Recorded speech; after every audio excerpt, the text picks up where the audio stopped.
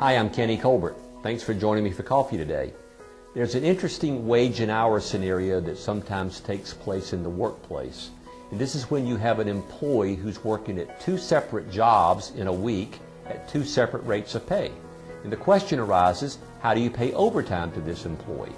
This is covered in section 778.115 of the Fair Labor Standards Act, and it talks about using the weighted average method.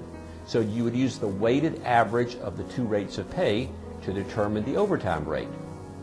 The law says that you take all of the compensation from both of the jobs and you divide that by the total number of hours that were worked in that work week.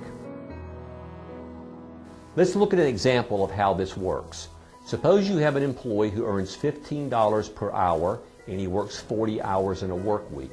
15 times 40 is $600.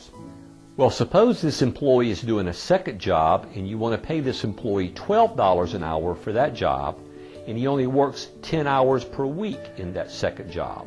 So you would take $12 per hour times 10 hours equals $120.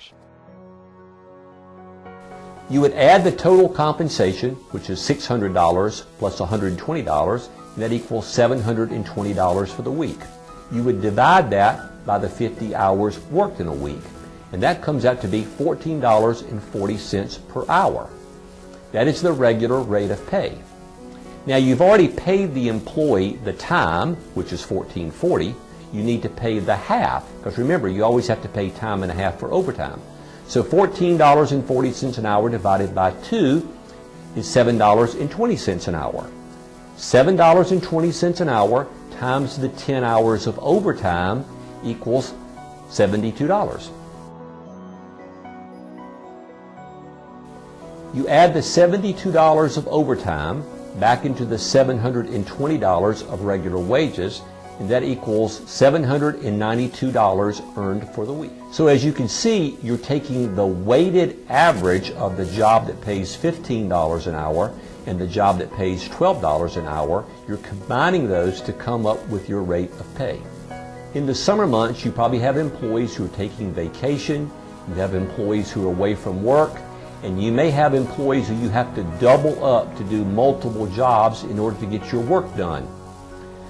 Remember, you can use the weighted average method to properly compensate these people who are helping fill in for other employees during the summer vacation.